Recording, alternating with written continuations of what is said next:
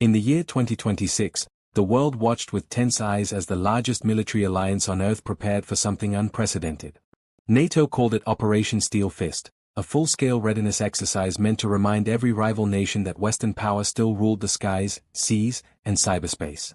But to those who saw it unfold, it felt less like a drill and more like the beginning of a new era of dominance. From the deserts of Nevada to the frozen airfields of Norway, thousands of American troops moved in perfect synchronization. Satellite networks lit up, drones took flight, and the deep hum of stealth bombers rolled through the night sky. It wasn't just practice, it was power, choreographed. Every formation, every missile test, every carrier launch was designed to send one clear message: don't test us. Across the Atlantic, the USS Gerald R. Ford cut through the waves like a floating city of steel.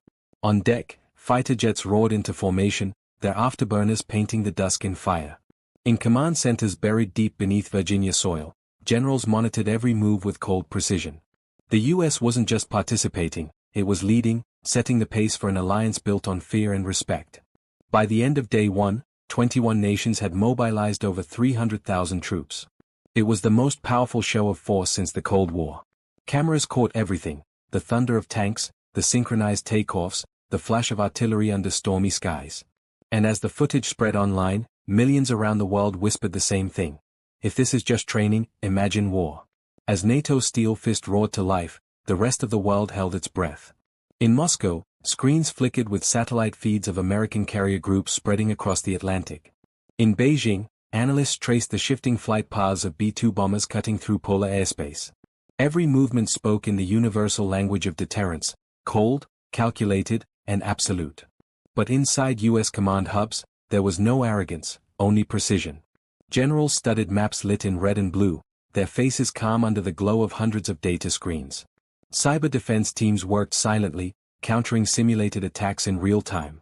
In bunkers deep beneath Colorado, NORAD's radar grids pulsed like a heartbeat, tracking every object above the northern hemisphere. The message was clear: America was awake. Meanwhile, soldiers on the ground experienced something far more visceral. In Poland's forests, armored columns rumbled through the mist, their treads grinding frozen earth. Fighter jets screamed overhead, painting the sky with contrails of power. Pilots spoke over comms with controlled calm: Eagle 1, target lock confirmed. Thousands of miles away, a submarine commander whispered, Steel Fist protocol active. Then the Atlantic swallowed the sound. Social media exploded. Clips of tanks tearing across mud fields, drones moving in perfect formation, and the booming voice of American commanders flooded every screen. Civilians called it the scariest display of strength ever filmed. Others called it necessary. Whatever the opinion, one truth stood unshaken: NATO Steel Fist wasn't just a military exercise anymore. It had become a warning, a shadow stretching across the globe, whispering, the West is ready. By the third week of Operation Steel Fist, the world had grown used to the thunder. But for those inside the operation, the tempo only intensified. American warships moved in silent coordination with British submarines beneath the North Atlantic. High above, stealth drones glided at 30,000 feet, invisible but omnipresent, eyes that never blinked. Artificial intelligence controlled the rhythm, linking satellites, ships, and soldiers in one digital pulse. The system had a name: Project Sentinel. Sentinel didn't rest. It tracked every movement, analyzed every transmission, and anticipated threats before they even appeared. Commanders called it the thinking shield, a network that turned information into instant action. One keystroke could reroute an entire fleet or scramble jets from 3 different continents.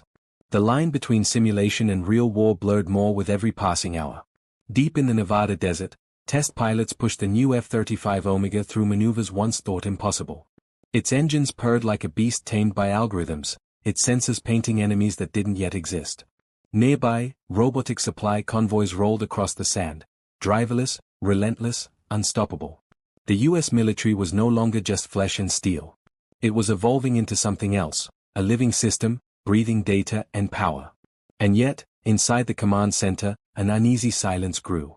Reports came in of rival nations mirroring the drill with their own mobilizations. Satellite images showed missiles being repositioned, submarines vanishing into the deep. The world was responding, and it wasn't out of curiosity. It was out of fear. Operation Steel Fist had started as a show of unity. Now, it looked dangerously close to becoming a spark. The final phase of Operation Steel Fist began under a blood-red dawn.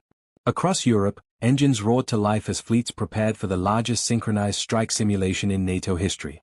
From space to sea, the alliance moved like a single organism, guided by precision, fueled by purpose. Every eye was on the US, every order echoing from American command centers buried deep beneath the Rockies. The world's strongest military had become a storm waiting for its cue. High above the Atlantic, squadrons of stealth fighters cut through the clouds, their radar signatures fading into nothingness. Below them, carriers launched drones in shimmering waves, creating a metallic swarm that covered miles of ocean. Satellites aligned over the Arctic Circle, feeding live data into the Pentagon's nerve center. From Washington to Warsaw, one message pulsed through encrypted networks: Steel Fist is green. But power always casts a shadow. As the drill reached its climax, global radar systems lit up with unidentified movements, silent objects over the Pacific, strange signals in the Baltic, whispers of rival fleets shifting into motion. Generals exchanged cautious glances. Nobody wanted war, yet everyone stood on its edge. The simulation had become too real, the world too tense. Then came the final moment. 1,000 engines roared, missiles streaked across empty skies, and the earth trembled beneath the coordinated fury of nations united in might. When the smoke cleared, silence fell, the kind that follows thunder. Screens went dark, soldiers stood still, and a single phrase appeared across every command display: Operation Steel Fist, mission complete. The exercise ended. But the message endured. In 2026, America and its allies didn't just flex their strength, they reminded the world of something ancient and undeniable: peace exists only because power stands ready.